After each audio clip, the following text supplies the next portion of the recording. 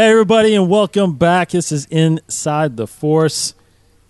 Dave Cottingham here, and with me are the guys from The Living Force. This is a special edition episode. Corey and Eric, how are you guys doing? Fantastic, man. Doing great, Absolutely man. Fantastic. Yeah, so the beauty of doing these things and getting together, no one knows kind of what we talked about beforehand, but I was an hour late. Thanks for sitting up with me, guys, to get this show going, right? But it's cool to talk about that behind-the-scenes stuff, right?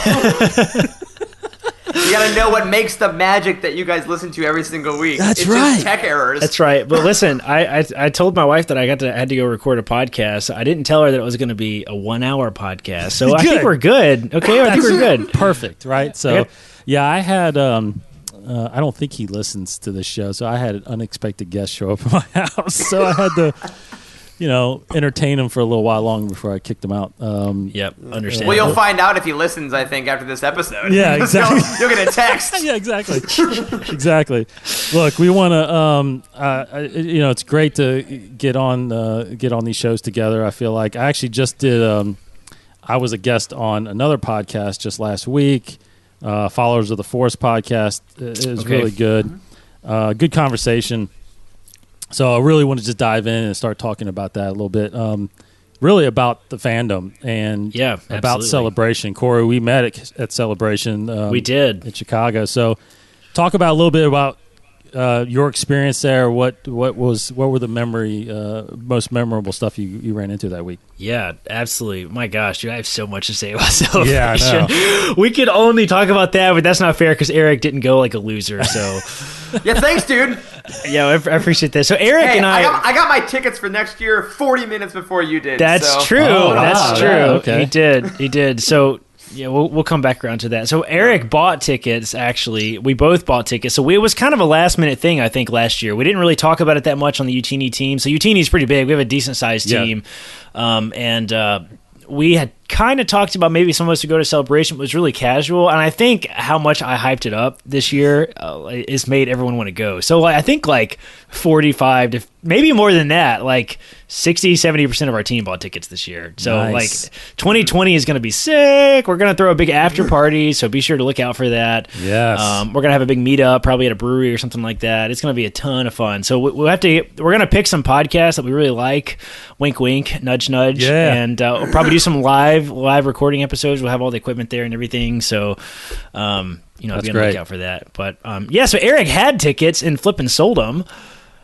Well, he had work came up, right? I had a work thing, yeah. When you're a freelancer, you gotta just kind of take work when you can because you're always poor. Listen, you should have just become a doctor, Eric. What's wrong with you? These are the mistakes that past me made. He's an idiot. He decided he could live on nothing because he was 18 and full of dreams. That's true. What were you thinking? Dreaming? Yeah. Oh, man. But yeah, Celebration 2019 in Chicago was an unbelievable experience for me. It was the first time I'd ever been to Celebration. It's been on my bucket list for definitely 10 years. I've the last two of them, they had the live stream big on YouTube. It works pretty well on the last two, and I was so into that. And I was I have to go to this. And I got tickets for 2019, and it was amazing. I need to put the whole video together and put it on YouTube, but I sort of vlogged the whole thing through our Instagram, and I was almost in tears multiple times. It was cringy as hell. I walked in and it was just so overwhelming. It was just so much Star Wars. It was amazing. And I've talked about this a lot. The thing that stood out most to me is the attitude of everyone there was just such a refreshing experience. The first thing they did the entire weekend is they had the big, the Rise of Skywalker trailer. Right. Watching that live was worth the almost $1,000 it cost to go to Celebration. So you got in the Celebration stage? I did not get in the Celebration stage. I have a great story about this, actually. so do I. Yes. So into the Celebration stage, did not get into the Celebration stage. I didn't win a single lottery at Celebration. Not a single. You're one of those guys. Yeah. Not a damn. I didn't know it was a single damn one. Not one lottery. I didn't win any of them. Wow. I was so mad.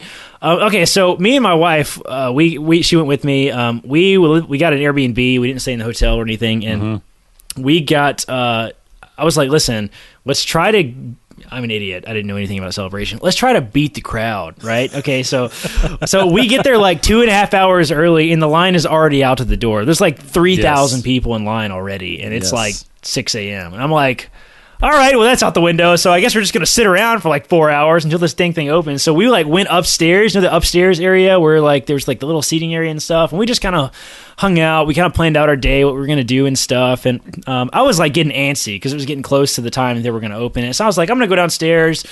I'm going to try to brave the crowd, and I'll just kind of hang out, talk to some folks, take some pictures of cool costumes and stuff. So I'm down there taking pictures of the cars. There's all the cars are out there next to the mural. So I'm taking pictures of the cars, and this security guard walks up next to me. I thought he was going to say something to me, and he goes, all right, everybody, it's time to come in. He drops the gate right in front of me. Oh. And I'm just like, oh my God. Yes. So I'm just like, okay, let's go in. So I just blended in with the crowd at the front of the line. Okay, I was one of probably the first 25 people into the stage area, the whole thing. Goodness. So I immediately walked over to I was like, this is too good of an opportunity. I can't pass this up. So I walked over to the Del Rey thing to get the exclusive wristband, to get the Master and Apprentice book. Yeah. We have a freaking EU website. I deserve the Master and Apprentice book, for crying out loud. So I got the Master and Apprentice wristband or whatever, and then I'm like, okay, well, what other exclusives can I get? I'm here so early. So like everybody's like running in too, right? Everybody's like sprinting in. It's so chaotic. Those first like 300 people are like really trying to get the exclusives and stuff. So I'm like, I don't really know what else exclusives there are, and quite frankly, I'm not a big collector. I don't really care about that kind of stuff. I got the book. That's what I came for. So I turned around, and there's nobody in front of the the Star Wars show stage. Literally not a single person is standing there. So I'm like, well, in about 2 hours, I think they're going to show the Skywalker trailer right there. So I walk over and got like a stage front standing position to watch the trailer. And like in the next 20 minutes, there was 10,000 people behind me. Like not even joking. Like there, you couldn't see a space in the room in which people were not standing literally 5-10 minutes later. So I called my wife, and I'm like, you're not going to believe what just happened. Come push your way to the front of this crowd and come stand with me. And I walked through, and I'm like pushing everybody around, like, listen, I'm going to go get my wife. When I'm going to come back through here, don't tell me I can't come back through here. I was standing over there, so I was a big douchebag about it. And like, you have to be, because people are like, even coming back through the line, I had people grab my shirt and be like, whoa, what are you doing, bro? And I'm like, listen, I just came through here, and I saw the guy that I just talked to. Like, didn't I just come through here? And it's like, yeah, man, he's good. He was coming through. So it's just like scary. People are so angry and stuff about lines and stuff. But so I totally cheated the system. I'm a giant a-hole. But it was 100% worth it, because I got to see the Skywalker trailer like stage front, and it was a super emotional, amazing experience, and it just changed my life forever. Were you on the left, just staring at it? Were you on the left side or the right side? I was on the if you're looking at it, I was on the right side, so the front of the stage. Okay, so where the main camera was pointing towards. Okay, so my story, I don't have to say it, because my story is very similar, except I was one of the 3,000 guys that was in line before you got there. Nice. So we got in. I got my Master and Apprentice, but we were actually one of the, we were early there, really early. Got the Master and Apprentice wristband just like you, and then turned right around. I was on the left side. Okay, yeah. Watching the I didn't know which one was the front. I just got lucky. Me neither. Because I went to that side. Yeah, we didn't know. But I tell you what, I didn't realize, because I never looked back. I didn't realize till they released photos later that week about how packed that area was. Like, dude, it was nuts. Covered. It was unbelievable. Dude, it was crazy, because so I was watching the live stream from Alabama while you guys were doing this stuff, and I was watching the Star Wars show stage on my phone backstage, and I'm like, that's Corey. Oh, yeah. So I'm like screenshotting, and we're like in our Slack channel. We had a huge conversation. And then and I remember, because when the trailer came out, we were doing 2 shows that day, and it came out like right at the end of the first one. So I was sweaty. I had just done a show. I'm holding my phone backstage, just crying. Oh my god! And then, as I'm like, people are walking back, like changing, getting lunch, and I'm just like alone weeping by myself and being like, that "Oh is my awesome. god, it's everything!" And then luckily, one of the guys on our Youtini team posted in our company Facebook group, and he was like, "Hey guys, I got the Master and Apprentice exclusive, but either he didn't want it or he realized he couldn't travel with it. So he's like, does anybody want it?" And I immediately messaged him. I texted in another friend of mine who was there to meet him up, and then I PayPal'd him from Alabama, Nice. sent my friend in with like a code word to go meet him, and then I got the Master and Apprentice book without having to wait in a line. So Yeah. that was my celebration experience this year. Well, that's the beauty of it, man. Yeah. Everybody has a story. I mean, it's Yeah. that's what that weekend is about. But just I guess overall, Corey, you kind of hit on it a little bit. Is what to you guys? Because ever since The Last Jedi, everybody kind of felt like some people felt like this split was happening. And you go to Chicago at Celebration, you don't feel it. And I don't know where do you guys think the fandom is as far as that goes? I was super nervous about that, honestly. Like I followed, after I remember when Celebration Orlando was going on, like I was following like some of the happenings behind the scenes, because I mean you'd be watching live streams and they would suddenly go out and it's like, what the heck is going on and stuff. So like you go to the place where all the information is on the internet, which is Reddit, obviously. So I was like following all the Reddit feeds during Celebration Orlando, and it was kind of like a shit show in some places. Like I mean like lines were outside of the door. They were making people wait in 100-degree heat. Did you go to Orlando? Oh yeah. Yeah, like there was a lot of complaints about the way Reed Pop handled it. So I was like kind of nervous about going to Celebration. Like it basically costs over $1,000 to go with plane tickets and staying. I spent over $350 on Uber while I was in Chicago. Wow. Like, it was that's true. outrageous. I just spent a lot too. Yeah. Yeah. So like, I mean, I'm kind of nervous. There's a lot of money. I've never done this. It had a lot of really negative feedback on the internet, and the state of the fandom was not in a good place going into Celebration. It wasn't like we all talked about that at Youtini. I mean, guys, like, I gotta say, the attempt on The Last Jedi left us scarred and deformed, but after Celebration, our resolve has never been stronger. As soon as they showed the Skywalker trailer, I mean, not even when they showed the trailer, when they had the panel and Kelly Marie Tran came out and they gave her a standing ovation, she's crying, all of us are crying in the audience, like people were screaming bloody murder to make sure that she knew that, like, listen, everybody that's you've been listening to for last year is wrong. We don't feel that way. Like, we're not a toxic fandom. That was such a beautiful, refreshing look into the Star Wars fan. It was just like as if everybody screamed out in one voice, we don't suck, we're not toxic, we're not a bunch of a-holes, like, we care about this for the right reasons. Yeah. Yeah, and when Corey came back, that was a huge reason why we started doing The Living Force in the first place as a podcast, because we're like, there's a small group, bigger than we'd want, but there's a small group of angry people that are yelling every day, making 48-minute YouTube videos about why Star Wars sucks now, and they're harassing people off the internet and stuff. But if you're happy, you're usually just kind of sitting at home with a smile, like reading a book or watching a movie. So we're like, all right, fine. We will record ourselves talking about how great this stuff is, because clearly we need to be a little louder than those people that aren't going to Celebration or have so much money that they'll go to Celebration to wear a stupid ironic shirt or something. Yeah, it's just ridiculous. It's just crazy people do that. And that is definitely leaked over. That's definitely leaked over into sort of our specialty, as we say, which is the expanded universe, the books and the comics and that sort of stuff. That's definitely leaked over in there, because like there's still I can't believe that it's, the Disney purchase was in 2012, the first canon books came out in 2014. I just can't believe that we're like, swiftly approaching 10 years here, and people are still angry that Legends is no longer Legend, or Legends is no longer canon. It's just like, why are we still having this conversation? This is stupid at this point. There's so much great canon content that it's just not even worth. It's not even worth being negative and awful and terrible about it. But people are out there still doing that, and Celebration changed that. It made it clear that, like, they can yell as much as they want to. I'm never going to believe it, because I saw 30,000 people scream out that that's not the case. So agreed. And look, I've had the fortunate opportunities to. I've gone to every celebration since Celebration 3 back in 2000. What was that? 2005. Yeah, 2005. That's amazing. That's amazing, dude. Yeah. So and the only reason I made it to that one really was it was in Indianapolis, so it's only about 2 hours from here. Mm-hmm. And that was when, at the time, that was when they were celebrating the release of the next movie, right? So Phantom Revenge of the Sith was coming out. And I remember not knowing really what was going on, like you, Corey. I just didn't know what to expect. And, it was big, not as big as it is now, but it was pretty big. And I remember getting into the episode 3 panel. George was there getting interviewed, and that was the first time they showed digital projection of the movie.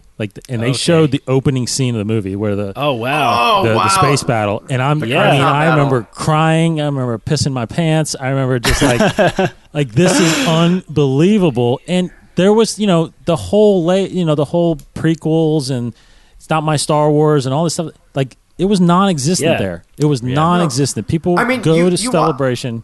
Yeah, go ahead, Eric. Yeah, well, I was going to say, man, I can only imagine that first scene of Revenge of the Sith is still one of the best openings of any Star Wars movie, period. After you get out of Attack of the Clones, there was that residual little bit of, not exactly what we wanted, but being in a room with all these people that are deciding to love it, knowing that this is what you all assumed at that time is the last Star Wars movie. And you're like, guys, look at Anakin, Mother effing Skywalker, and Obi-Wan Kenobi flying in tandem. I know. In a one shot above Coruscant.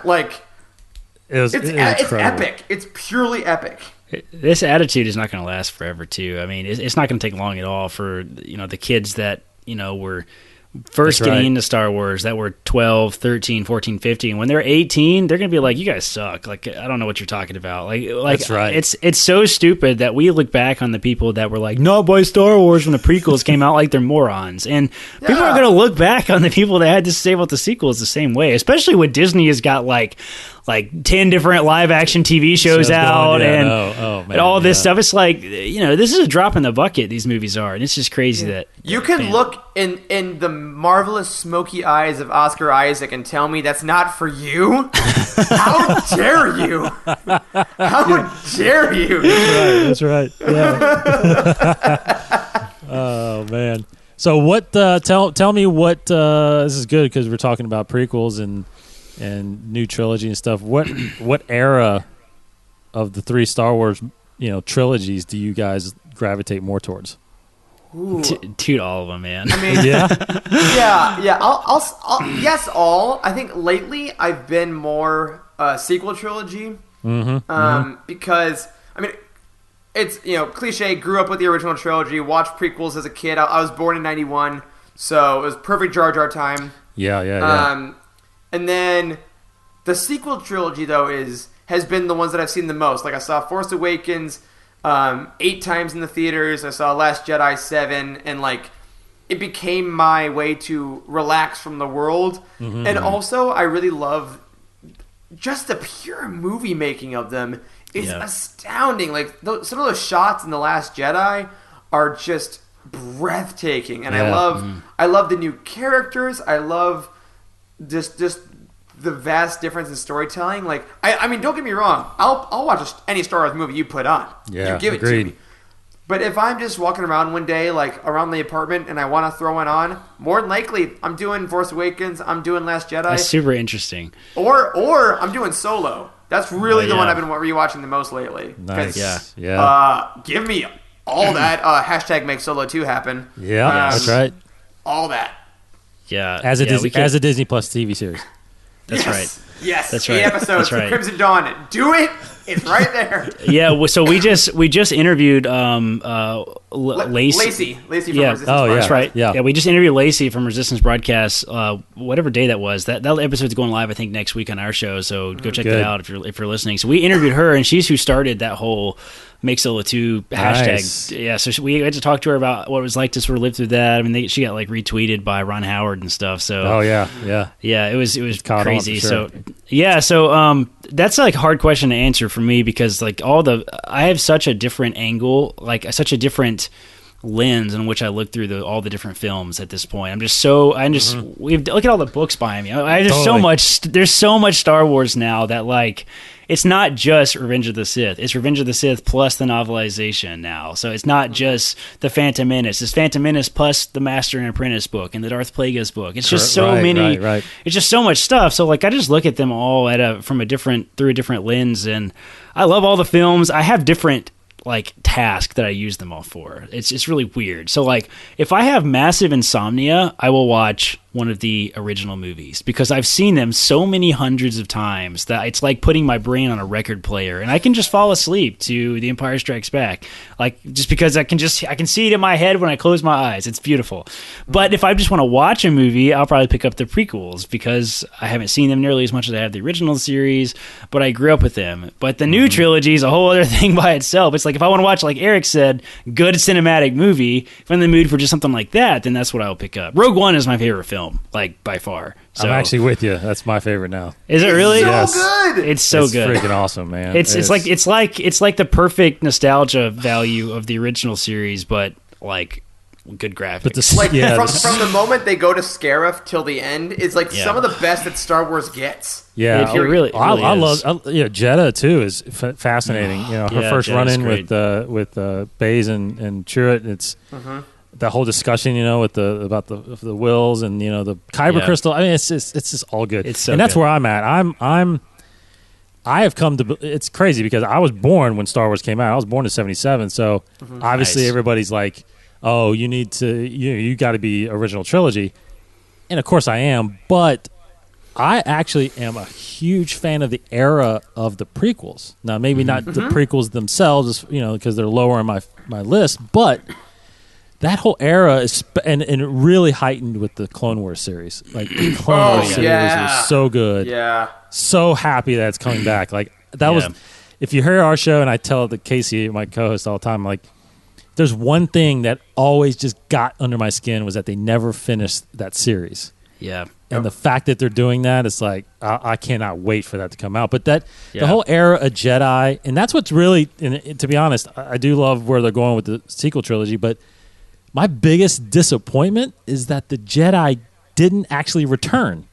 I know. And that I freaking love the Jedi. I love that. We do have a year. We have a year between Last Jedi and Rise of Skywalker, man. I don't know. I guess, but episode 6 was called Return of the Jedi. So that's true. But so anyway, that I gravitate more towards that, but I'm with you. Outside of the trilogy movies, I love Rogue One. I love Solo. I think those were two way underrated movies. Oh yeah, totally. Yeah, and I think honestly, I'm actually gonna retrace a bit and jump on with you that if I'm throwing anything on during the day, it's gonna be really a Clone Wars episode. Oh yeah, because I've been redoing that with my partner. She'd never seen any Star Wars when we got together, and now we've just been going through. And we're in season 4 of Clone Wars now, and I'm just like, man, it's so good. God, it's so good. And it is. And I won't even watch like one episode because it's short. Like I watched the whole Umbara arc in a night, and it was like it's an incredible movie. It is. I love being along for the ride when people go through their first watch of a series like that. So Eric's going through the Clone Wars right now. Yeah. He hasn't got to. Eric's seen them all, but his girlfriend hasn't. But they're like. Hearing them go through the Clone Wars is awesome to like be a bystander to. And my wife, I just showed her all of Rebels. We've done the Clone Wars already, and we just went through Rebels for the first time. And I didn't like Rebels the first time I saw it. I was an idiot. All right, I was a moron. I didn't like Rebels at all. Okay, I was just I don't know why. I just looking back, I'm just like, what was I thinking? Like, I'm an idiot. That's such an amazing show, and like watching it as a second time. With my wife is like watching it for the first time. And I was completely wrong. I take back everything negative I possibly could have said back then about that. It was a while ago. And it's fun. It's so fun being around for the first time watch of anything with somebody. It's awesome. In all honesty, Rebels did take... I felt like it started a little slow in season 1. It did. I'll agree. It did. Yeah. And I think it left a bad taste in my mouth initially. And then I was jaded after that first season, I think. And that's stupid. That's a dumb reason. Star Wars is all about the lens in which you look through to watch but as it. you get into it, it justifies what happened in the first season. And as a body of work, it is. Yeah. And then by the end, I'm like shaking with convulsing with tears. Yes. Like, do I love these people more than Luke Skywalker? Maybe. I don't know. Like, ugly crying all over the place. It's awesome. So stories, what we talked about how many, just now did you mention, Corey, about all these possible storylines coming to, Disney Plus. Which ones do you, and you obviously being, you guys both probably definitely being experts in all the EU stuff. Because I'll be honest, you guys probably don't know. I rarely read any EU. I of course read the original Thrawn trilogy. Actually, Shadows of the Empire was one of my favorites. I love that connection between 5 and 6. Yeah. But other than that, I wasn't. I'm not a big reader. I listen to all the books. I have audiobooks of all the Nice. And God, Star Wars audiobooks are on a whole nother level, man. They really are. Gosh, they are. It's like, it's literally closing your eyes and listening to a Star Wars movie. It's awesome. Yeah. I was telling Corey, I finished. I read Alphabet Squadron, and then I immediately went and listened to the audiobook right after, which was so cool because I get a little lost in audiobooks sometimes because I'm like at the gym or I'm doing something. Yeah. So if I've already read the story, I love kind of knowing what the next word's going to be. And man, at the end of it, the music choices and the stakes are rising, and then all the ships are blaring. The sound effects. Yes. Like, those producers are incredible. And the voice actors are really good. Most of Mark Thompson does most of them. He is incredible. Yeah, we talked to him 2 episodes ago. I think on Living Force we had him on, and nice. Yeah, he's the nicest dude in the world. Nicest guy in the world.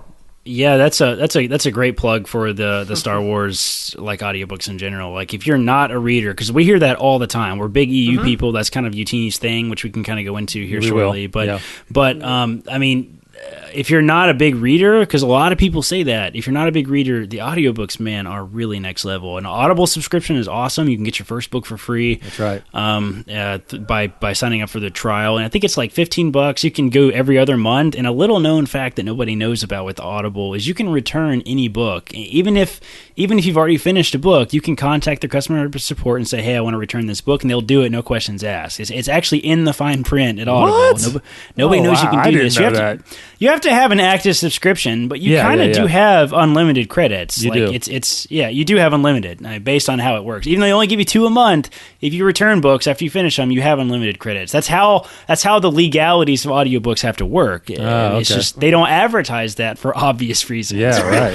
So if you've never read a Star Wars book, try out the audiobooks, man, because they are so higher production value than normal audiobooks. There's sound effects, there's music choices, and they matter. The stuff matters. Like there's a really critical moment. I had read Master and Apprentice, and I had just finished it. And my wife wanted to read it. We were about to go on a trip, so I popped in the audiobook, and we were listening to the audiobook together. And I've never done that before. I've never read a book and then immediately started an audiobook. It was really a weird experience because I knew everything was about to happen. It was really fresh on my mind. And the music choices are incredibly important. And I noticed there's a specific point, I'm not going to name it, I don't want to spoil it if you haven't read or listened to Master and Apprentice yet.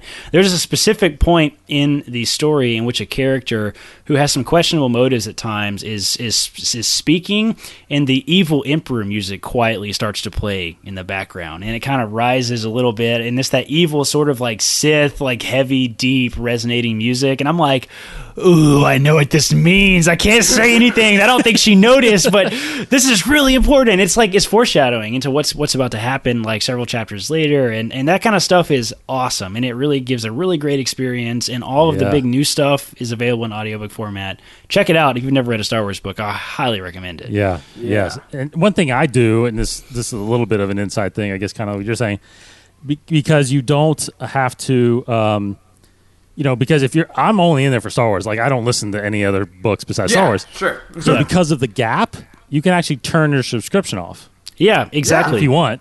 And just wait a couple more months, get back in, and get your credit. I think my Audible subscription is actually on a bi-monthly basis right now. Oh, so I think I'm paying for every other month. Like, I told them I wanted to quit, or I tried to cancel the subscription because I'm poor and trying, I can't afford it anymore, right? So, and they're like, wait, what if you only go to every other month? And I'm like, oh, okay. I can afford that. That's an option. I think it's not. I think they give it to you if you try to cancel. So Audible is apparently really sketchy, and like you just have to figure out the right things to ask. So what I'm getting at is what some of those stories, either from Legends or currently, or even brand new. What are you guys thinking about what they should take and make as Disney Plus shows? I mean, my number one. For the last year, honestly, even before we knew Disney Plus's name and all that stuff, has been a Maul Kira show. After Solo, like, Kira made such an impression on me. And speaking of the books, if you haven't read or listened to Most Wanted by Ray Carson, it's a YA novel that came out right after the movie. And it's basically a Kira novel. It's a prequel to the movie and kind of shows where she came from and how her and Han first got together and stuff. But I have just been so fascinated by her character and the ending of Solo being like, her decision to take over this crime syndicate so she can keep Han safe forever. Like her sacrifice to change her entire life while still kind of keeping herself in a life of servitude so that he can be safe was heartbreaking, but also she's a total badass. And I'm like, I want the continuation of her and Maul working in Crimson Dawn and eventually hopefully moving into the War of the Syndicates. So ultimately, I need Crimson Dawn, I need the Pikes, I need the Black Sun, I need the Crymora Syndicate, and I need the Hutts, and I need gang warfare. That's what I want. That has all the elements of being a successful TV show right now. People are obsessed with crime. They're obsessed with like Star Wars. It's perfect. So that's what I want. I want my crime syndicate thing with Emilia Clarke, who has a lot of free time now. That's right. Just to star in it. Yeah. And she could take a pay cut because she's probably getting paid from games. For the rest of eternity. Of her life. Yes. She's just That's right. I mean, we've had that opinion, I think, for a while now at Youtini that I won't be surprised if that is in the pipeline, honestly. But like it was left too open-ended not to be touched on later at the end of Solo. So I think it fits so much better as a series than as a movie, because a movie you have to make so much money back and you have to go on this giant press thing, whereas these Disney Plus things, what they're seeing with Netflix, you can just film a great season and then promo it a bit online, do a few things here, and then just drop it. That's right. And there you go. Totally. Instant money. There you go, Bob Iger. You're welcome. Did it for you. What about you, Corey? What do you want? What stories? I was just looking around here at some of the books. I'm like, what are my options here, right? So like, I'm like really into this big kick that they've been on lately. We just got Master and Apprentice, which the Master and the Apprentice is Obi-Wan and Qui-Gon, right? So we got those that pair in a novel, and then we immediately got Dooku Jedi Lost, which is an audio drama. Have you listened to that thing, man? I have. It's phenomenal. It's loved that. The first time they've ever done an audio drama, which means that like it's not just one audio narrator; it's like a bunch of different full people. Cast. Yep. Full cast. I think there was like 17 or something people. I can't remember the exact number. There's a lot of people. They all filmed it in the same room. Like it was crazy. So that's really done some awesome things for the Clone Wars era stuff. So I would love to see some pre-Phantom Menace stuff, honestly, like some Prime Jedi, like just in their time. Maybe there's suspicion that something's coming on the horizon that they can't quite figure out. Like I think that would be great. I would love to see that. Yeah, do like the Dooku like Harry Potter-esque young Jedi in the temple. Oh my gosh! Forget what I said. I just want that. I want Star Wars Harry Potter. Just give me the Jedi boarding school. 10 episodes of that, please. They gotta go to Saber class, and then they gotta they go in the archives and they get lost, and Jocasta Nu has to find them, but she doesn't rat them out because they're just looking for knowledge. And give me everything about that. Yeah, and also, fantastic. I need 87% of that show to be about Plo Koon. Yeah. Well, I definitely think the Obi-Wan series is alive still. Yeah. Yes. Which I want for sure. It's almost a given, right? It has to be. I will be surprised. I'll be surprised if that turns into a TV show. I think that's going to be a film. Yeah, I think it's going to be a film. I think it's going to be a film. I think they're going to do it eventually. I think that people have been screaming about it enough to hey, it doesn't matter what Solo did. We will still pay to see a Kenobi movie. Yes, absolutely. And I think I'm with you. I think the reading Master and Apprentice or listening to it, I've been on here and said that I want a kind of that Master and Apprentice buddy cop series where, because in the council it seems like when they're talking, whenever there's a problem, you send a Master and Apprentice out, and it's just you follow a Master and Apprentice through a series, going around the galaxy and stopping these. Problems or these uprisings or these social issues, whatever. I mean, it's like you got so many stories of all these Jedi. So that era is prime picking, easy. I mean, honestly, he seems to be pretty popular right now. Give me some Rail Averross. Oh my gosh! Give me his Jedi adventures. Yeah, and he'll be all coming in, and he'll be solving crimes for the Jedi. I love it. Love that. Claudia Gray is a superstar in Star Wars She books is. right now, man. And her creation of Rael Averross is, I think he is going to be I think people are going to look at him the way that people look at Thrawn. Like, he's such an amazing character, and everybody seems to love him, which he's such a cool Jedi. So It was funny. I was listening to an interview Claudia Gray did on What the Force. I think it was last week or the week before. And she said she got so pissed because Kevin Scott writes better rail dialogue than she does. It's my character. that's hilarious. I love the friendships between all the writers too. You can tell on Twitter and on podcasts, like they all have such a fun time writing together, and it shows in the products.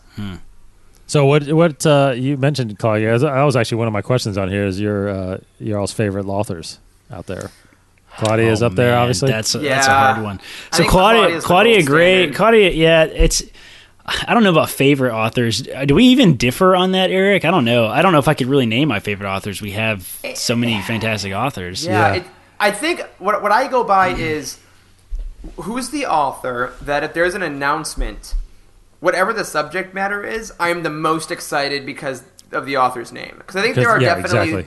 Yeah, there's authors that I love, but it's like, oh, they're really good at this kind of story, so I'll definitely get that. Or like, oh, I don't know if I'm in the mood for this kind of story, but I'm sure it'll be good because they're doing it. Whereas Claudia Gray could write about quite literally anything. And I'm getting it. Anything. I don't care. I am stoked for it. She could release like a Star Wars like medical textbook, and I would still read that crap. Like, and it would make you cry weirdly. It would. It would. Claudia Gray is definitely probably the biggest name in the EU right now. Everything she produces is fantastic. She wrote Lost Stars, which is universally Youtini's first book you should ever read. If you've never read a Star Wars book, read Lost Stars. That's our universal recommendation. Yep. Nice.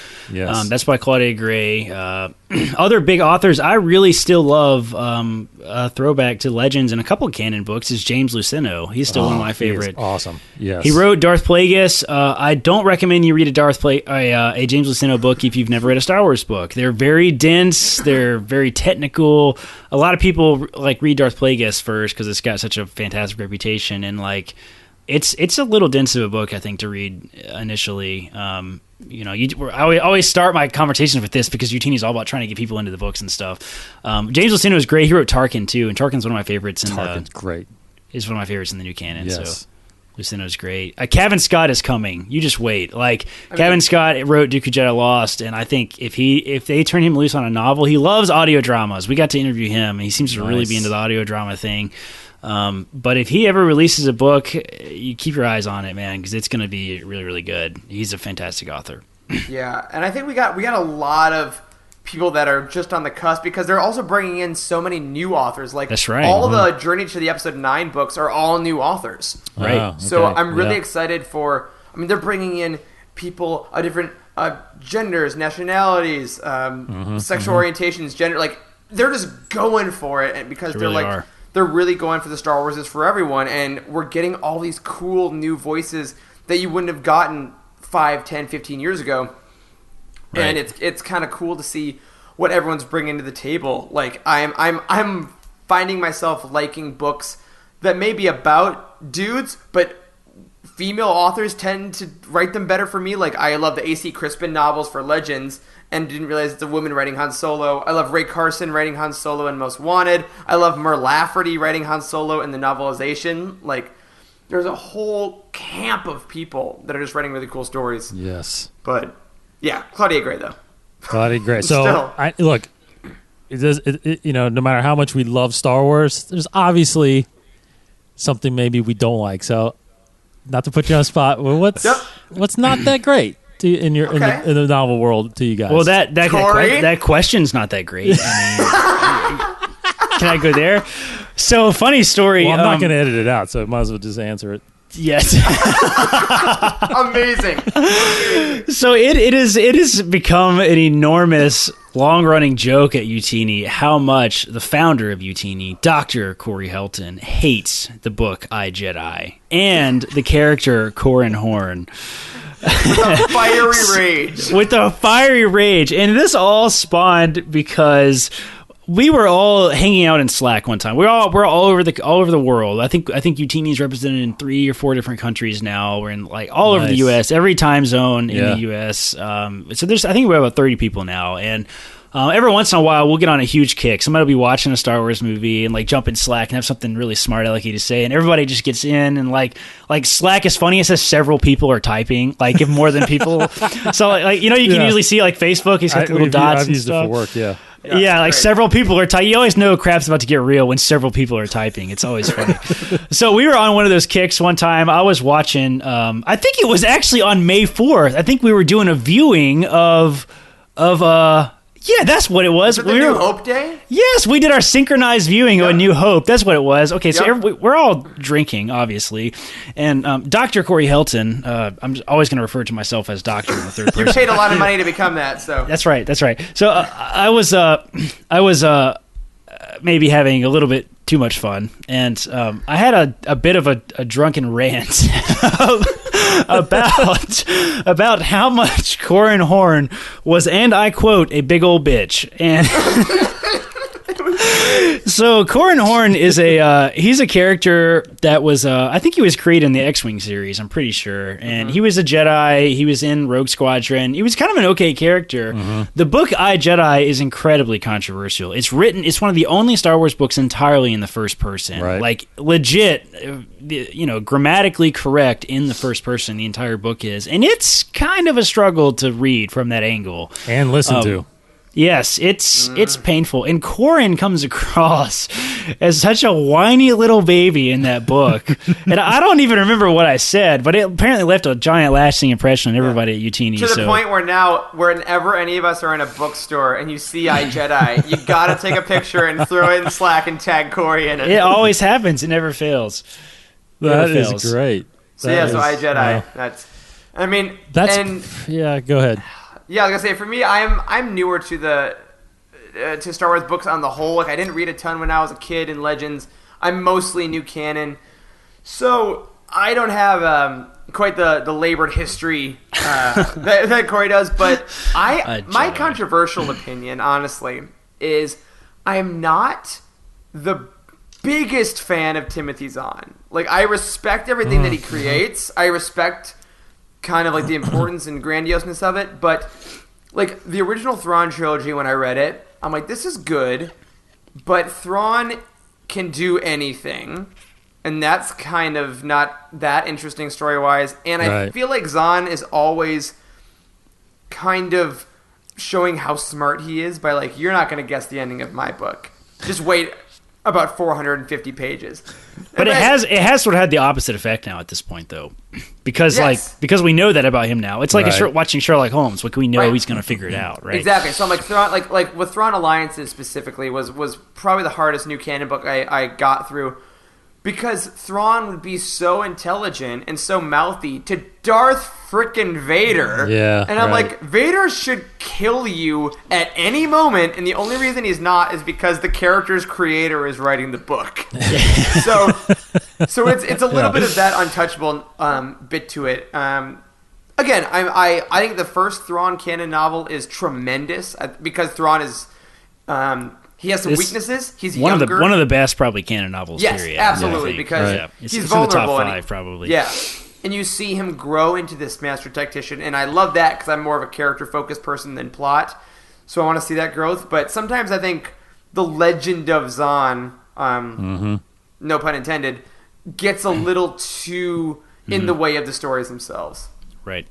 Oh, interesting. But Thrawn Treason is coming out next month, and pick it up. It is. Oh, yeah. We're super jacked about Thrawn Treason because we want to see how they tie things together, and now it's related to Rebels, and that's important, and we're excited about that. So, like, yeah, I think I can definitely see where Eric you're coming from on Zahn, because I think Alliances was sort of the first look at, like, maybe Zahn isn't totally untouchable, because it wasn't received as highly rated as a lot of the books are received. And it's the first, I think it's the first one that Zahn has released in Star Wars period that people were like, were some of this not that great? I mean, people were asking those questions, and we asked those questions too. We universally weren't in love with it when it came out. weren't crazy about the Vader Thrawn dynamic a whole lot. That kind of bothered us a little bit, but it was still an okay book. A lot of people still really like it. So like what you like and don't be ashamed of it. So yeah, at the end of the day, like love what you love, and they're Star Wars books. It is. That's right. Like, Yeah, that's totally. the baseline of like I'm reading more Star Wars can't be denied. Yeah. That's right. And no matter how tough it is for me to get through a couple of them that I've listened to, I will get through them because it's worth it to see the story through. But I'm with you on iJedi. I'm actually with you on iJedi. Yeah, iJedi is. I would love to. It was hard. It was hard to follow. We've definitely probably pretty much burned any bridges we ever have of interviewing that author because we have. Dude, no, we have Corey, really. What we gotta do when we start a Patreon for Living Forest, we gotta do a Patreon only iJedi review roundtable. Oh my God! Oh, that's what we'll do. Jesus Christ, we can't do that. Like, somebody will sue us after that. Probably, yeah. I'll mention to you guys, no matter how much I do love Claudia Gray, my actual favorite canon novel right now is Dark Disciple. Oh, really? Yes. Interesting. Love that book, man. Who wrote Dark Disciple again? I can't Christy remember. Golden.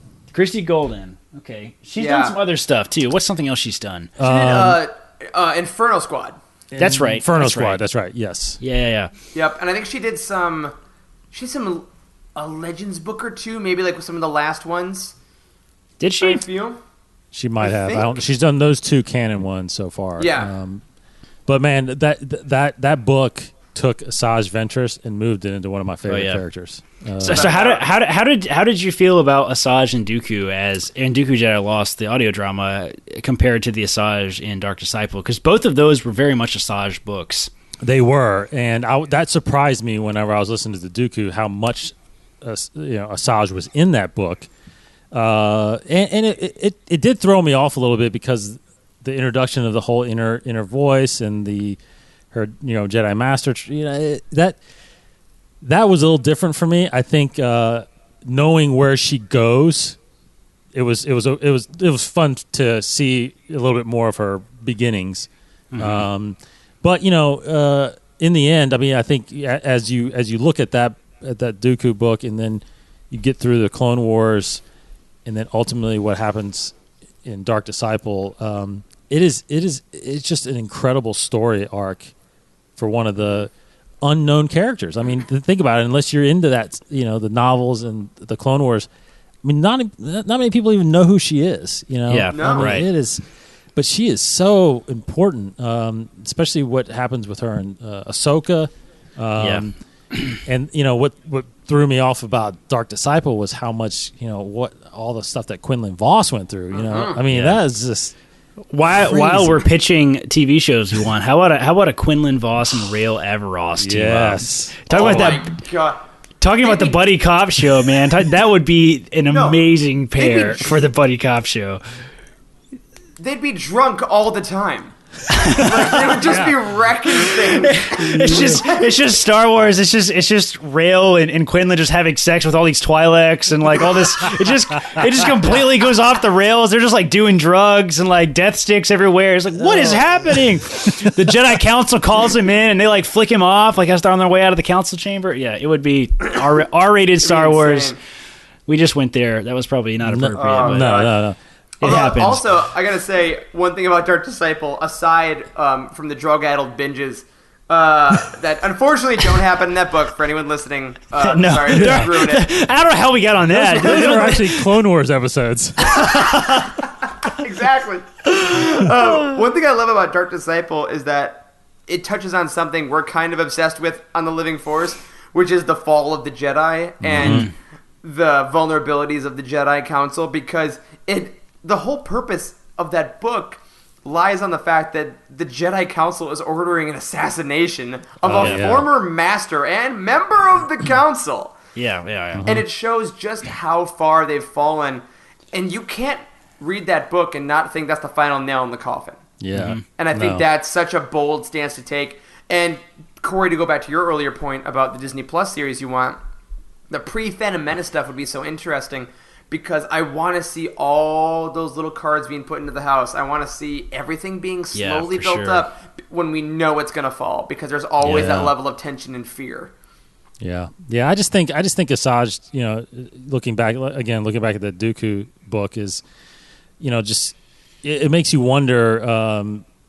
Like you talk about the fall, like that's a clear example, almost like an Anakin, where it just when she's not nurtured enough and she's not given that chances, this is because she bounces back and forth so much through her life, and who knows, she could have been just a kick-ass Jedi, and she unfortunately it worked out the way it did. And how great was the voice actor in Dooku for Asajj? Oh, perfect. Yeah. Oh man, it was better. It was better. It wasn't her. It was better than Clone Wars, I thought. Yes. I was disappointed with Dooku's voice. A lot of people said that. Yeah. A lot of people said that. That was a pretty universal complaint, I think.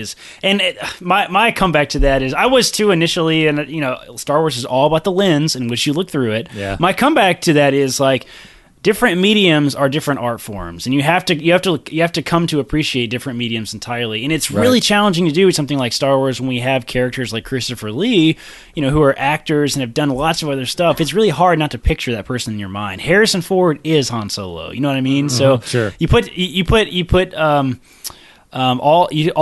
Ehrenreich in his place and people freak out because it's not what they know, right? So you have to just. You have to sort of take a step back and be like, look, it's not Christopher Lee. They couldn't get him, to do the audiobook. They couldn't get him, right? It's someone different, right? He's a different age. Which, by the way, have you seen that photoshopped image of young Christopher Lee in Dooku's? No, I haven't, actually. There's a really great picture. Somebody shared. We'll have to send it to you after this is over. Somebody shared in our Slack team of like they took a young Christopher Lee, the actor, put him on Dooku's body with like his dark hair, and it's pretty surreal looking, man. It's pretty awesome. It was they found images of Christopher Lee, the age that he would have been as a Jedi in Dooku Jedi. Oh wow! Yeah, so it's like this is him. Badass. This is what he looks like. That's awesome. It was sick, dude. So, as a part of where we are in our podcast right now, as we lead the journey to episode 9, we've been kind of going through the whole Skywalker saga. We focused on episode 1. We're in the middle of episode 2 now, kind of grabbing stories and trying to make that connection. So I know I'm kind of putting you guys on the spot a little bit, but. In that prequel era of 1, 2, and 3, and as you guys look to episode 9, I mean, what are some of those themes from the prequels? What are some of those stories from the prequels that you need to kind of see or witness as you watch episode 9 and the conclusion of this saga? I think for me, it kind of goes back to me sounding like a broken record, which is the fall of the Jedi we see in the prequels. I think it's the idea that neither the Jedi nor the Sith were correct in their need to control the Force, right? Because idealistically, the Jedi are warrior monks. The best Jedi is Yoda on Dagobah, just listening and existing to the Force, theoretically, which also makes him kind of a psychopath without empathy for humans. So, not great. The Sith want to control and twist the Force to themselves. Also not great. So I think that the arrogance of the Jedi, the vanity, as Luke says in The Last Jedi, to think that the light exists solely within them, is seen so much in the prequels. Because whatever the Jedi decide to do, especially in moments of crisis, like when they go to confront the Chancellor, when they go to the Geonosian arena, frankly, and become warriors, which as a kid I loved, but thematically is problematic because now they're generals and they're an army immediately, is so against the balance of the Force. So I think in 9, really Rey and then the future of people, whether they be Skywalkers, whether they be new Jedi, whatever you want to call them, Force users, really have to learn from the mistakes of the past, have to learn that we can't be as arrogant as the Council became. To think that we are too big to fail. We're too big for the Sith ever to conquer us. But we also can't be as ambitious as the Sith to say we're going to wait until we can control the tide of the Force all ourselves. We have to go back to listening to the will of the Force, yes, while not losing the empathy for people. And I think that's all in the prequels. That's great. That's great. Wow, that's a hard one to follow. Thank you for coming to my TED Talk. Yeah. That's a really good one, Corey. Do you want to pass? You can pass it. I mean, I just, I want to see lightsabers, and I'm good. I'm good. This weapon is your life. Yeah.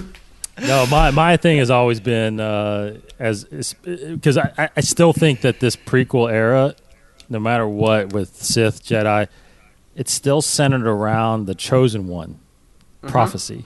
And that's something I love about Master and Apprentice, how it brings that up a lot. Right. And I just think somehow it's got to be talked about. It's got to be brought up. It's, Anakin and Vader. Or perhaps the idea of prophecy in general should be brought up. Totally. It seems like there's a lot of spiritual-esque Force stuff happening in the sequel era. I would love to see some prophecy stuff happen. I would like Ghost Yoda come in and say, her path is foretold, like arguing with Luke the way he was in The Last Jedi. Like, her path is foretold, the prophecy said so. Like, I would love to see that, man. That would be fantastic. Do you guys think there's a possibility that there's a different Chosen One every generation? So, like, the prophecy was talking about Anakin, but it was also talking about Luke, and it was also talking about Rey. Prophecies are also in the eye of, like I said in Master and Apprentice, the person reading them. That's right. You can attribute whatever you want onto the prophecy. Yeah. I mean, I think that's possible. I just don't want that, I guess. I agree. I like Anakin being the chosen one. I like that even if he's not the one, I think he balanced the Force at the end of 6. Me and my girlfriend were actually arguing about this the other night. But what is balance, Eric? Yes. That's the big question. That is a big question. I literally am never going to be able to feel like I have a grasp on this, because I don't think we're supposed to have a grasp on this. I literally think about this frequently. This whole balance of the Force crap is like, is there a balance? Because we keep hearing this dark side versus light side stuff. Like, Snoke says, I told my apprentice as he rose in the darkness, the light would meet him. That happens and stuff. So I don't know. I don't know if this is all hogwash. Like, maybe this whole balance of the Force thing is just crap, and the Jedi were obsessed with it, and it was not something that was Luke said attainable. in 8, powerful light, powerful dark. That's the balance. And it's like, so that means there has to be powerful dark in order to be balanced? Yeah. It's like, and then there's the question of, because the Jedi are also a religion, right? Like that's the thing that keeps getting brought up. There's the idea that there is this all-powerful Force energy, right? That we can see literally people can manipulate and use to their advantage, but there's also free will as people. So is the Force like a person that sets up a chessboard and says, all right, there's going to be so many white pieces, so many black pieces. I will start you off there. But then as people, you have the free will to play the game however you want. Yeah, right. Yeah. So the Force can kind of want one side to win, because I guess the Force is the connection between living things. So at the end of the day, the only goal should be the continuation of life. And if that's the only goal of the Force, you can get there a couple different ways. Sure. So maybe that's ultimately... So basically, the Force is the trolley experiment. Is that what you're saying? Dude, yeah. I think the Force is the trolley experiment, because maybe we can think this planet of dark side users needs to be like the Night City, like Dathomir, right? Yeah. Dathomir is a planet of dark side energy. Mm-hmm. Absolutely. But it's also a planet that's teeming with life. So the will of the Force can't be to exterminate it, even though if you're a Jedi and you go there, you're like, all this dark side energy must be destroyed, but you would be essentially creating a new Alderaan. Right. So, yeah. I just think how the pleasant surprise of hearing the Emperor's laugh in the trailer and knowing that that's how it all started. I mean, Palpatine started this whole thing back in prior to Episode 1. It's like, I just think somehow you have to bring back Anakin or the essence of the Chosen One or something to wrap it up. Rey's been having visions, that's they've really been leaning into Force visions, and I don't think I don't want like the shot. I don't need the Avengers shot of everyone we've lost as a Force ghost like in a line like we're behind you, Rey. Like I don't need that.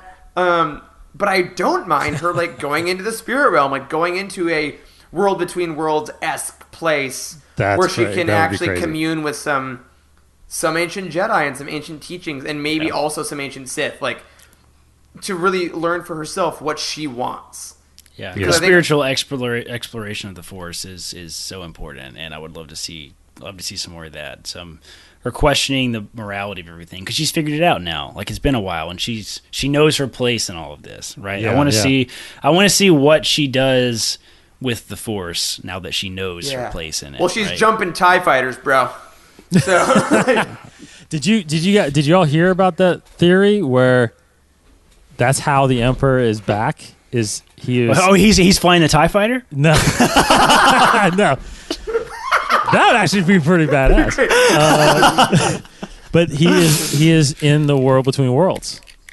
Ooh, that would be interesting. That'd be cool. I mean, look, what is it Sky Talker says? Look to animation for the future of Disney or whatever. Oh man, yeah. I mean, that would. It was hard to do, because not everybody's. Dude, people freaked out when Maul was back in Solo. I know, you want to give him the world between Yeah. worlds in a movie? Oh my god, yeah. I don't think that's going to happen. But the world between worlds allows the plot of Back to the Future to exist in Star Wars, so I don't really think that needs to be brought. That's true. Time travel was a really questionable thing to bring into Star Wars, even at all. So yeah, but I think that I love the Palpatine thread, but I also do love the time jump of a year because we've gotten Rey and Finn and Poe in various stages in Force Awakens and Last Jedi of, like, what the hell am I doing? Mm-hmm. Like, I'm kind of flying by the seat of my pants here. I'm trying to survive. They're bad. I know that. But really, those two movies took place over, like a couple weeks? Like, not really at all. A very short amount of time. I think days. Yeah, I think I saw like 68 hours or something. Like somebody plotted it and did it all together. It was a super short period of time. So I'm very excited to see Rey as a person who has had a year, who has had like over 300 more days of time to read the texts, to meditate, to work within the sacred Jedi texts. I think that I'm so excited for competence. I'm so excited for she wasn't incompetent, but you know what I mean. Like the teamwork is established and the Force powers are established, so that all this storytelling can take place because we're not worried about people learning about self-enlightenment as much. Yeah, you know, right? And we can read about it in books. That's really what we're starting about. Like all these questions, give me books, give me audio dramas, give me comics. Yeah, do it. Do it. So it all ends in December. But as far as the Skywalker saga, let's talk briefly, real quick, about, in your opinions, where does actually Star Wars go? Is it going to keep living in these films? I mean, we're not going to get a film for another 3 years, or is it? Or should it be? You guys are experts at it. Should it be in the other mediums like books and comics and stuff like that? I think we will see Disney branch out slowly. It's going to take a long time. Bob Iger said last year at the big Disney investor report, whatever that was, that they're slowing down Star Wars. I mean, people talked about that frequently. I think we're already seeing it happen. Like Disney is producing new stuff, but they're still kind of sticking to what we already know in a way. I mean, we're getting a Cassian Andor series. It's a character they created. We're getting a Mandalorian series. It's another entire group of people that we're already very familiar with and we love. We're seeing this. It sounds like there's very likely some sort of Old Republic stuff in the works. It really seems like that's probably coming. Kathleen Kennedy had some very specific comments about that. It seemed like that. Honestly, probably should not have even been said. I think that will probably be whatever this new trilogy is that we know we're getting at some point in the next 10 years. I think that will probably be the first time they do something entirely original that still has some kind of connections to what we know. And as soon as we get something from scratch new, that's no characters we know, it's 20,000 years in the future, entirely new characters, like not even any way related to anything. I think it's going to be a very long time before we see anything like that. And that is true for the films, that's the books, that's the comics. it's a business, as you said earlier, and it has to be a business. They have to do things that they know are going to make money, and the fact of the matter is, people love certain things in Star Wars, and I think people are familiarity. Yeah, exactly. I think people are afraid to branch out from those. I'm gonna say yes, and I think that Disney Plus, I think, is going to become the place to try some stuff. Yeah. So your smaller stories that aren't going to, like your solo series, your Cassians, like we're not going to make a movie out of that because we're not going to make our money back. But once we have subscribers, we can pay for it and we're all set.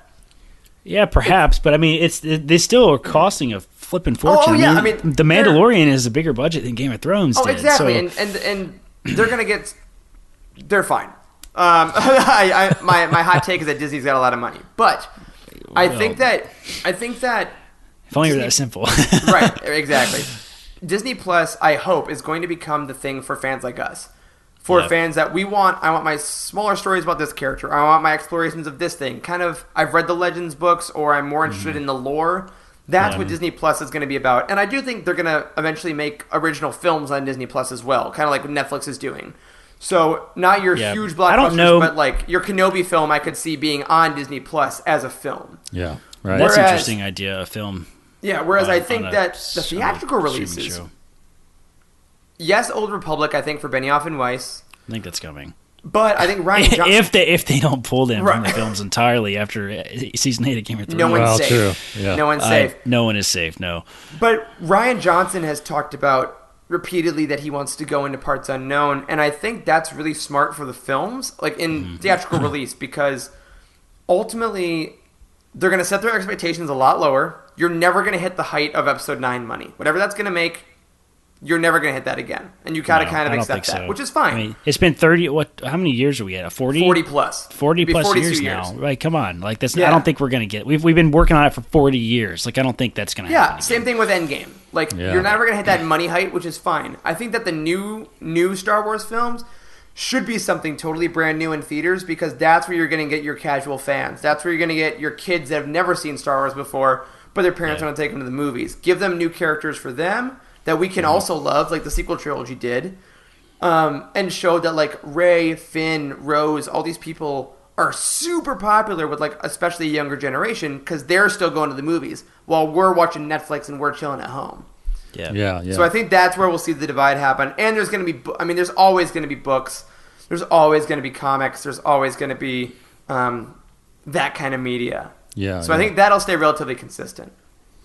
Yeah, I think I think what I don't want to see, and I hope that it doesn't go this way, but I just hope I feel like because of what the reaction to Solo and Last Jedi, I just don't want them to feel like it all hinders on the success of a film. I agree. Yes, 100%. You know what I mean? Like, I don't want them to say, oh, well, we need to slow down now because this one didn't do well. Where I wish they would. I just feel like I'm in the know. You guys are in the know because we enjoy the books and the other mediums, the games, the comics, the TV shows. But not I feel like there's still a big group of Star Wars fans that don't really dive into that stuff. Yeah, and I don't think they're doing a good job marketing that and putting it in a medium that is consumable in a way. Because, like, for example, I'm a huge DC Comics fan. I don't know why Star Wars doesn't take a graphic novel or even an adult novel and make it an animated show, like a movie, like an animated movie. Like DC makes all these animated movies; they're huge. I mean, people watch them. They're amazing, right? Yeah. So, I mean, that's where I think they could get more fans on board and start building these other characters, like again, like Saj. Like Ray Sloan, she's such a huge part of the aftermath of Episode 6. And, stuff like that. People, you know what I'm talking about, but not everybody does. you're basically saying that we should lower the stakes, and I totally agree. Like, the stakes are just so high on these films. They're like, if it's not the best-selling movie in the history of cinema, then we're never making a Star Wars movie again. Like, what the hell, man? Like, that doesn't mean anything. Like, somebody said, what was it that Lacey said yesterday, Eric, that Solo made more money than Ant-Man 2 did? Like, than Ant-Man, like any Ant-Man movie, it made more money. So, but like, it's a failure. I mean, but people were not like, oh God, Marvel's over now because Ant-Man came. I mean, nobody says that about anything else except Star Wars. But I do think that's the beauty of the end of the saga films, is that I earnestly think you're right. no Star Wars movie will have a number in it after 9. Because then the pressure does go away. Because then it becomes more like a Marvel. Obviously you don't want to ape that, because even though you're Disney, you don't want to... Star Wars isn't the same thing as Marvel. You can have them be similar.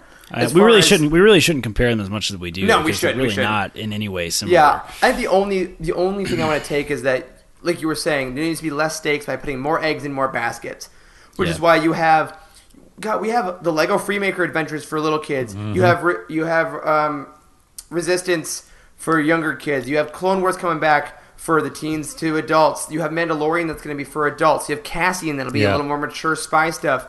Like, everyone's kind of starting to get their own genre of stuff, and I think that's where Star Wars lives. I mean, they made Lost Stars into a manga adaptation. That's true. And I think that's been done. That's a first. And Leia, Princess of Alderaan, got the first couple issues as well. That's true. So I think stuff like that is starting to peak. They're starting to. They're testing. We're getting there. Yeah, we're getting more branching out than we've ever seen before. I mean, we just got an audio drama for the first time. Like, we're getting new and weird stuff. Like, the fact that they said that The Mandalorian is coming out was kind of shocking, honestly. And then they immediately said a Cassian Andor show is coming. Like, where the hell did that come from? Yeah, like, I know, right? They're obviously got stuff in the works, so I'm not worried about it. It's going to be great.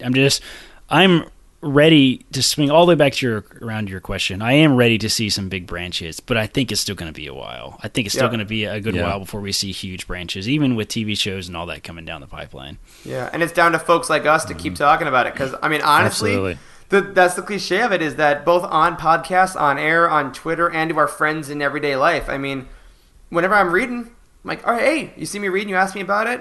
Yeah. Let me tell you about this book. Let me tell you about it. You want to read a book? That's cool. Yeah. You want to listen to the stuff? story is alive between all the films and TV shows we get. The story is alive in the books and comics for sure, and they're constant. We get new comics every month. We get new books every couple months. Like, we've consistently gotten 4 to 5 full-length novels a year for the last 3 or 4 years now. I mean, that's a lot. Like, if you're not a super fast reader, that's a lot. That's a lot of books. Like, I mean, I don't know any other genre, that's a franchise like this that's got content coming out like that. I mean, you have the Marvel stuff, but that's only comic. So there's something for everybody in the expanded universe. If you're not exploring that a little bit, you're really missing out, because, I mean, there's a couple hundred hours of content in TV and movie, but there's thousands of hours of content in the books, and it all matters. The stuff that was around before Disney bought Star Wars is still important in our amazing stories. Legends is fantastic. So there's a lot out there, and you really should try exploring other stuff if you haven't already. Well, perfect segue. You guys tell everybody that listens to us what you guys do over at Youtini. So at Youtini.com, which is the official website of the Living Force podcast, or vice versa, rather, we're basically a site that has all of the EU in one spot. And it can be super intimidating when you start to jump in. If you're a reader like me, I was thinking about reading a Star Wars book, and I said, all right, there's hundreds of books, there's different timelines, there's different solo children, like what in the world's going on? Yeah, you go to the Barnes & Noble and you look at that section of the shelf, and it looks like it does behind me. Like, there's hundreds of books. And you're like, what the F? Yes. You're terrified. So at Youtini, we have these things just called reading guides. We have a basic guide that says, all right, you start out, you click on this article, we say, here's our 5 favorite books that we think you should start with. And if you like this, read this. If you like this, read this. If you like this, read that. And then from there, we're still building out. We're still expanding. But let's say you like Han Solo. You click on our Han Solo page. Here's your Han books. And here's some descriptions. And here's what we think about them. You click on a book. It goes to a profile. You can see what our star rating is, all that jazz. Same thing for Leia, Rebels, Sith, whatever you want. Because we figured that if you try to go chronologically or just by author, you're going to get a bit confused. So we try to walk you through as easy as possible. And then we're also, at the same time, a news site, but only for EU basics. So whenever a new novel is released, we'll put out a full review. If there's an excerpt released on StarWars.com or something, we'll throw up a news article about it. So we kind of want to just make it less scary to read Star Wars books, because it should be fun, it should be exciting, it should be just exhilarating the way that we all feel about it.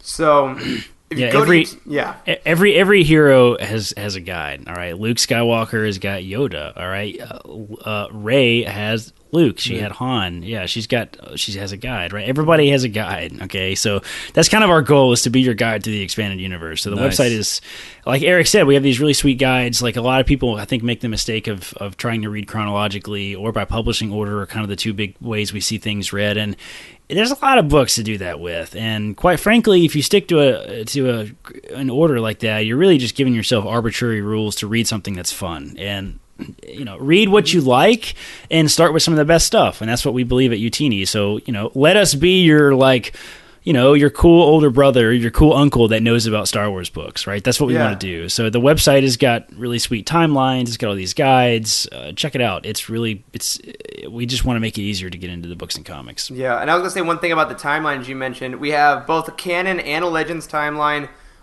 Corey spent many hours.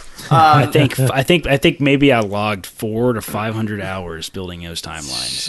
And it's got every book, every comic, every story in chronological order. You can toggle on and off which ones you want, so it's not crazy looking. But it'll tell you, okay, I got this book at the store. Pull out your phone. Where does this take place? Between which two books? What do I have to know? There you go. Mm-hmm. And if you want to go to Youtini.com and you find a book you like, if you click a little Amazon button on the page, we get like 3 cents. So yeah, give us your 3 cents, bro. That'd be cool. We get 4% of Amazon sales. We're really forward with that, because people, of course we're shills. Absolutely, we're Star Wars shill. 100%. Of course we are. This is my retirement plan.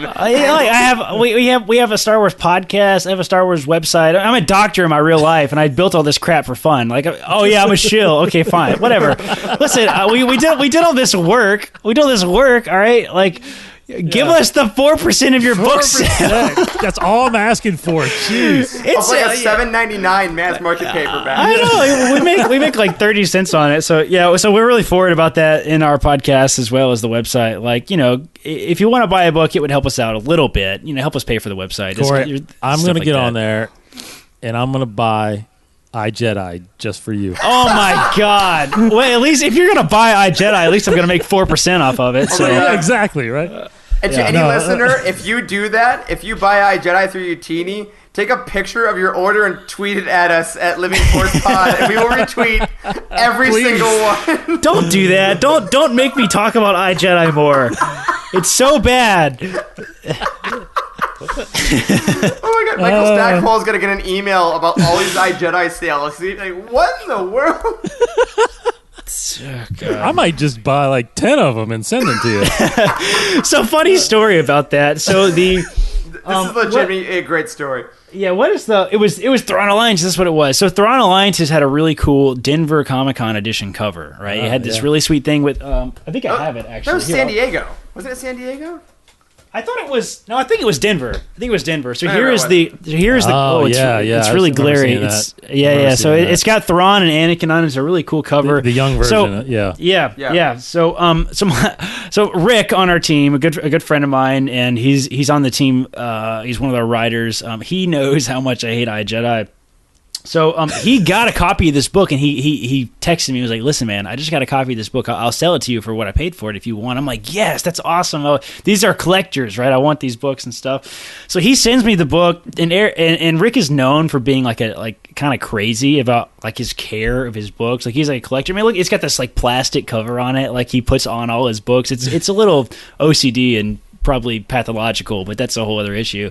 So Rick sends me this book, and I open it, and wrapped around the entire book of the cover is this.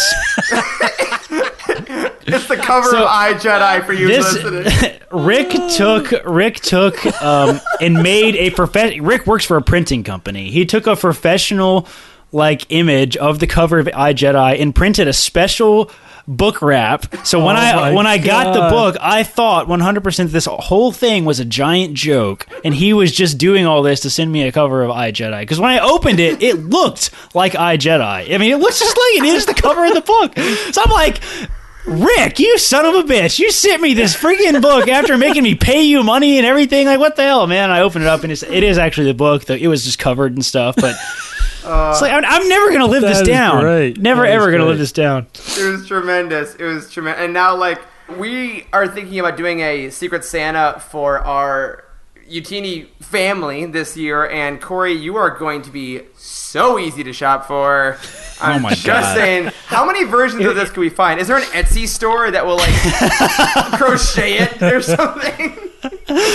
Do not send me a copy of iJedi. If I get it, I'm going to put it directly into the trash, and then I'm going to fire whoever sent it. But you have to have every version of it. That's the rule. But Corey, it's in Braille. Yes.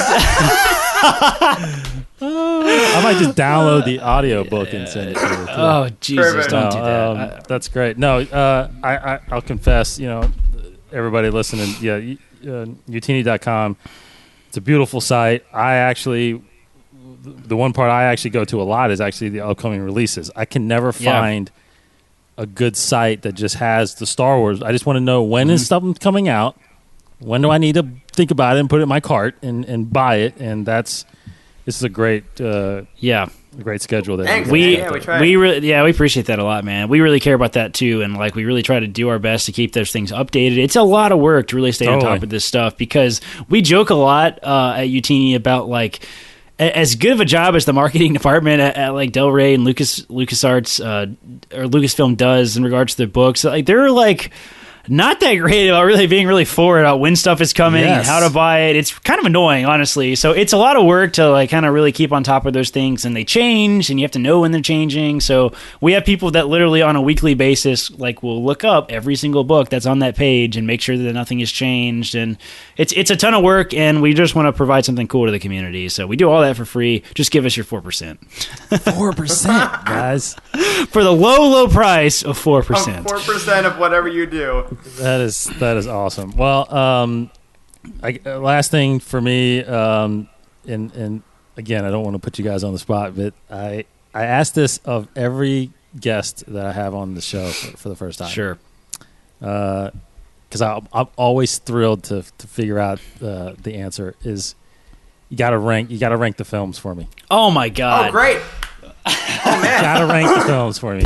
Oh my God! This is so hard. All right, Eric, are you going first? What's that? Go. Let's hear yours. All right. Okay, starting from the bottom. Now we're here. Oh God! Right.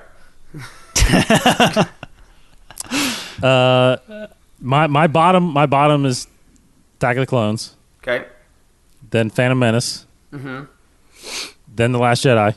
Okay. Interesting. A New Hope. Whoa. Okay. Return of the Jedi. Mm-hmm. Force Awakens. Revenge of the Sith. Solo. Empire. Rogue One. All right. I can't do it in reverse order. That's not possible. I can do it in reverse order because I care. All right. Oh my God. Just write it out and then read it backwards. Yeah, that's right. All right, so I'm not gonna do that. We'll start out similar. Attack of the Clones, Phantom Menace, Revenge of the Sith. Well, let's see. Today I'm feeling. That's with some of these, right? It's the same. Solo. Oh. Rogue One. A New Hope. Return of the Jedi. Force Awakens. Last Jedi. Empire. Wow, that's good. Empire's your favorite this week, Eric? Yeah. I mean, again, it's... It does change for Eric a lot. We've had this conversation multiple times. I mean, and honestly, it gets to the point where it's like, is it a 98% or a 97%? And it's like... Yeah. Like, they're all number one in my heart, and then there's Attack of the Clones. So that's good. Yeah, true. That's true. I can't do it in reverse order. I'll get all screwed up. So let me do it in all right, top to bottom. Top to bottom. All right, so Rogue One, Empire, Force Awakens, Return of the Jedi, A New Hope, Last Jedi, Solo, Revenge of the Sith, Attack of the Clones, Phantom Menace. Oh, wow. All right. Yeah. Yeah, I would probably move Revenge of the Sith up a little bit. I might put Revenge of the Sith in front of Solo, honestly, somewhere in there. Yeah. You know, a lot of people, almost everybody has, and again, it's just by default the prequels in the bottom three. Mm-hmm. Yeah, but I was one of those, but I mean, I don't know, for some reason over the past couple of years, every time I watch it again, I'm like, wow, that actually is a very good movie, man. Eric and I are both about to say the same thing at the exact same time, so I'm going to take it this time, Eric. Do it, yes, do it. So at Youtini, we have a top 5 books you should read if you've never read a Star Wars book, right? We call them the foundational books, right? So there are 5 books that if you've never read a Star Wars book, these are, in our opinion, the absolute best. We've debated about this a ton. We have guys that have read every single book more than a couple times, so like it's a lot of work went into choosing these 5. It was really hard, all right? It's like picking the best Star Wars movie. It's really hard. So one of those books is, shockingly, the Revenge of the Sith novelization. Wow. So yeah. People often think that I've seen the movie, I don't need to read the book. Like you say that to a Harry Potter fan, they're like, "Yeah, you're an idiot." Okay, so it's like that, except like on crack. The Revenge of the Sith novelization is so unbelievably good. Like.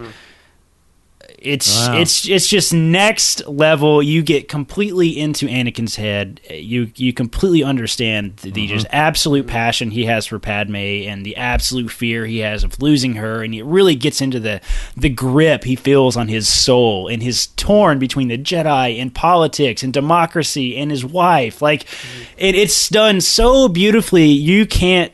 I'm listening to the audiobook again. I've never listened to the audiobook, and I'm just like, I'll sit in my car after I've been in the car for like 30 minutes and listen to 15 more minutes. I'm just like, wow. It is, without hyperbole, one of the best written books I've ever read. Like, Star Wars, anything. I think just the way Matthew Stover writes the prose is so engaging, and it's so tragic and beautiful at the same time, and regardless of your opinion on the movie, whether you love it, whether it's in your bottom, whether it's in your middle, this novel can't help but at least bump it up on your list a little bit, because now every time I watch that, I'm thinking about the novelization.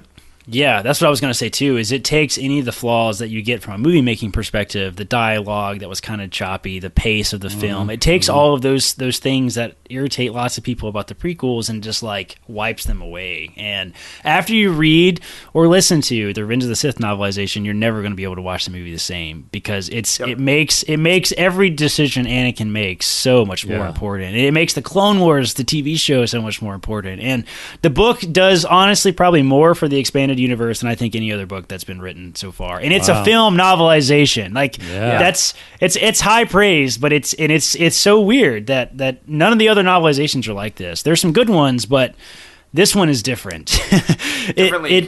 Yes, it is. Yeah, that's great. Yeah, and actually, you're making me want to go back, because I do remember reading that. That was one of the few I did read before that movie came out. I don't think I read the second. I don't think I read episode 2. I read Phantom Menace before it came out, but I do remember now all the thoughts that Anakin was having in that book. Man. So, man, some of my favorite parts I think so far has been the turmoil between Anakin and Obi-Wan, and like their loving father relationship. There's a scene that I just listened to in the audiobook. I literally cried in my car in my driveway last week listening to this. Like I've never done that listening to an audiobook before, but like when Obi-Wan goes to see Padme, like to talk to her about how much stress Anakin is under and stuff, like there's a moment right before Obi-Wan leaves, and because Obi-Wan is like, listen, I know about you and Anakin, like I know, like that was not in the films, but in the movie, in the book, he's like, I know that you guys I keep this secret out of respect for both of you. Yeah, like so he says that to them, and then like he asks Padme, you love him, don't you? And she's like, yes. And then he's like leaving, and Padme's like, you love him too, don't you, Obi-Wan? And he just stops and doesn't say anything. And he's like, take care, Padme. And it's just like, oh God. You are my brother. It's just like it's so flippin' emotional because it just captures all the stuff that the movie couldn't capture so beautifully, and there's just such raw power in all the words in that book. It is just, you got to read it, man. You got to read it or listen to it. The audiobook is Audible credit. Yeah, your next Audible credit. Do it, man. Okay. Do it. Right. I can't give higher praise for another Star Wars book. It might be the best one that's ever been written. It might be. Oh man. Well, look, I feel like we can talk all night, man. Oh yeah. And I've kept you guys so long, but I definitely want to do this again. You guys have been fantastic. I appreciate you guys. Yeah, absolutely. Yeah, it's been a blast, man. We got to have you on our show too, for sure. Yeah, totally. And can't wait to hang out at Celebration, man. It's absolutely. Be looking for the after party, man. It's so far. It's over a year. It'll be here before you know it, man. We'll get there. Because this is the first time it's been back-to-back years. Yeah. What do you think about that, Mr. Celebration? Well, I think it's a little tough. I don't think it didn't obviously stop anybody. They sold out in less than 2 hours. So faster than I think they've ever done. Absolutely. But it's kind of deceiving because there's a lot of scalpers, man. That's right. Grabbed a ton of those, which is unfortunate. But I will say that the best run Celebration was at Anaheim in 2015. I've heard that. I've heard that too. People have been begging for Anaheim since before Orlando. What about you guys gonna hit up Galaxy's Edge? I'm doing it in the same trip. Eric says he is. I'll go with you, Eric. I'm hitting it. We're doing it. I have so few leave days off from residency. I'm volunteering. I'm volunteering to work Christmas and Thanksgiving all 3 years in a row for them to let me go to this. So well, then volunteer to work New Year's Eve or something and get Galaxy's Edge in there. We'll see. It's already going to cost me an arm and a leg to go, so we'll see. True. I would like to go, but I'm honestly afraid. I want to get the full experience at Galaxy's Edge, and I'm afraid of being there with so many other fans because I know that a large number of people are going to do it. Yeah. That's true. Yeah, mine is really based on if I'm doing the one flight, I'm doing the one trip, I'm just going to hit it. And David, I told Corey this before. Ever since they announced that you can make a lightsaber with a Rancor oh my god! Oh shit! I might have to go now. I forgot about that. Because I read the Young Jedi Knights book as a kid, and there's that one in book 4, lightsabers. The one girl built a Rancor tooth hilt lightsaber, and I remembered that. And then they said you could do it, and I reached into the past, like World Between Worlds style, grabbed my younger self, and said, "Are you seeing this? Look what they did for you!" See, the smart thing to do would be to go to Galaxy's Edge on the Saturday of Celebration, because there would be nobody there. Or just stay an extra day and go Monday. That's a good point. When everyone's hungover and being like, "Oh god, okay, I'll go to series." Well, I'm actually going to Disney World in October. Oh, so awesome! Okay, is it going to be open by then? Well, it opens August 29th. Okay, so a little bit. That's like barely in there, man. I know, man. So dude, the lines are going to be next level if you're ready. That's what I fear the most is going and not getting in, not being able to get in. It's like you got to pay for even if you just do it for one day to get into all the Star Wars stuff. You got to buy the line skip stuff, whatever it costs, like $1 million to do it. But doesn't matter. Well, and I've heard now that because now they just had the first couple days that it wasn't reserved time slots. That you can actually, for the lightsaber building and the Falcon, it's like online registration stuff. So you have to get up and know, like, do all your research beforehand, know what time those open in the browser so you can sign up for your slot so you can be guaranteed to get in, and then just go to the cantina. Yeah. I'm gonna drink some blue milk for sure. You better believe it, man.